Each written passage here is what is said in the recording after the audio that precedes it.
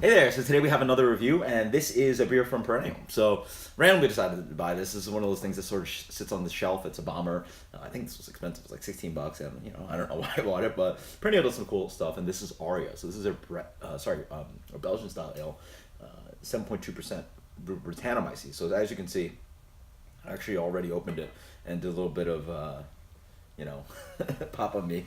So it's beautiful. I mean, you get a rocky, large head. You've sort of seen that before with stuff like Duvel and stuff like that. But yeah, and then the beer is actually quite dark as it comes in a deep gold to light amber color, full on haze. I guess it roused up some yeast. Cheers.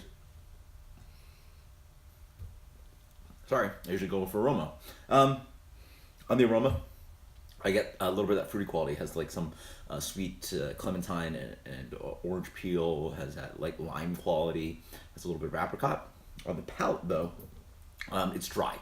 This beer, reminds me a little bit of Orval. It's like a hoppy Brett beer. Definitely different from the Goose Island Matilda, which is a little bit more complex. I imagine this sat with the Brett for a minute because the Brett has ripped through this beer. This beer is bone dry. There's a little bit of that biscuity malt note up front, a little bit of that hollow bread thing. There's some fruitiness in here, lots of spice. I'm getting this kind of like coriander note. I'm getting maybe a little bit anise, a little bit of pepper, dancing around there. Just some wonderful fruit, spice qualities, a little bit of fruit, again, a little bit of that stone fruit coming through, a little bit of that citrus driving in, and then it's just dry. And then there's a little bit of like, yeah, almost like a hop bitterness actually, like a tannic kind of hop bitterness on the back end.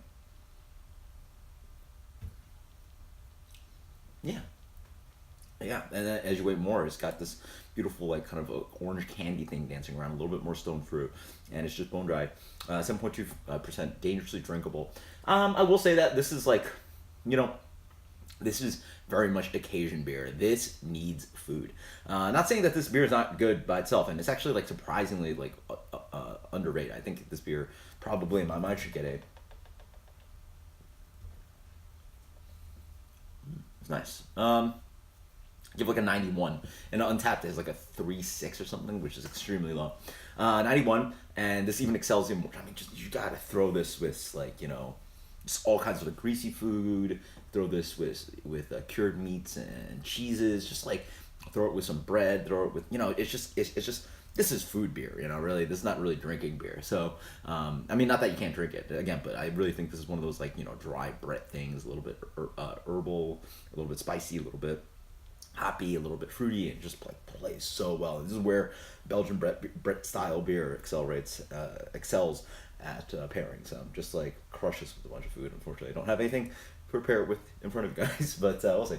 Until next time, guys. Cheers. Let me know if you've recently purchased anything cool that sort of just like sat on the shelf and like people don't really chase after, and you're like, wow, this is actually pretty good. I'm happy with this one. Aria is actually quite delicious. Until next time, guys. Cheers. Later.